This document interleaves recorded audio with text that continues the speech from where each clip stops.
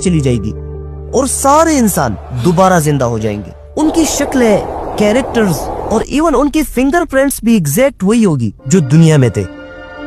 सबसे पहले हजरत मोहम्मद सल्लल्लाहु अलैहि वसल्लम अपनी कब्र मुबारक से उठेंगे, फिर हजरत ईसा अलैहिस्सलाम, फिर सारे अंबिया, फिर शुहदा, और ऐसा करते करते सबसे आखिर में शिर्क करने वाले लोगों को उठाया जाएगा।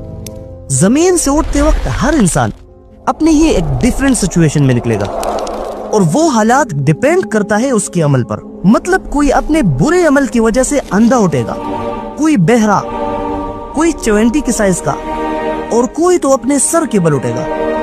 और फिर इसी हालत में अल्लाह ताला उसके पास 2 फरिश्ते भेजेंगे ताकि वो उसे महशर के मैदान में पहुंचा सके।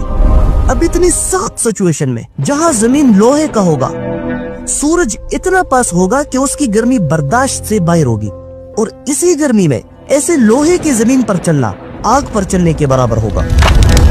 अब वो काफिर जो आंधा जमीन से उठेगा उसे महशर के मैदान चलने में बहुत ही दिक्कत होगी, क्योंकि एक तो उसे कुछ नजर नहीं आएगा और दूसरा महशर के मैदान में कोई इसकी मदद नहीं करेगा।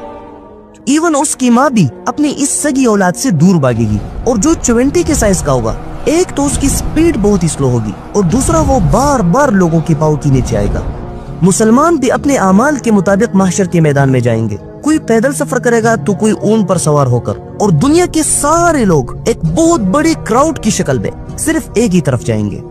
किसी भी इंसान की जिस्म पर कपड़े नहीं होंगे, किसी भी शख्स के मुंह से आवाज नहीं निकलेगी, हर किसी को अपनी ही टेंशन होगी। सूरज सारे लोगों के सर पर होगा और दूर दूर तक कोई साया नजर नहीं आएगा, और हर कोई अपने अमल के हिसाब से अपने पसीने में डूबा होगा। और इन सख्त हालात में लोग बिना रुके महशर के मैदान में जाएंगे। इसी लंबे और खतरनाक सफर के बाद लोग फाइनली महशर के मैदान में पहुंच जाएंगे। जैसे ये लोग वहां पहुंचेंगे तो अचानक एक आवाज आएगी कि ए मुजरिमों, आज के दिन तुम नेक लोगों से जुदा हो जाओ।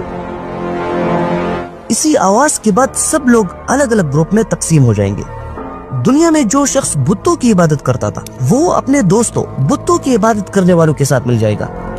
इसी तरह सूरज की इबादत करने वाले अपने दोस्तों से, यहूदी यहूदी से, ईसाई ईसाई से, रिश्वतखोर रिश्वत खाने वालों से, मुनाफिक मुनाफिक से, और इवन वालिदैन का नाफरमान, कातिल, डाकू, शराबी, सब लोग अपने अपने ग्रुप्स में अलग हो जाएंगे। और सिर्फ यही नहीं बल्कि इसी ग्रुपिंग के दौरान दुनिया में जो शख्स जिस किसी से भी मोहब्बत करता था, वो जिस किसी के भी तरीके पर चलता था, तो कयामत के दिन उन लोगों के ग्रुप में शामिल होगा। उसके बाद सब लोग खड़े होकर अर्श के आने और हिसाब किताब का इंतजार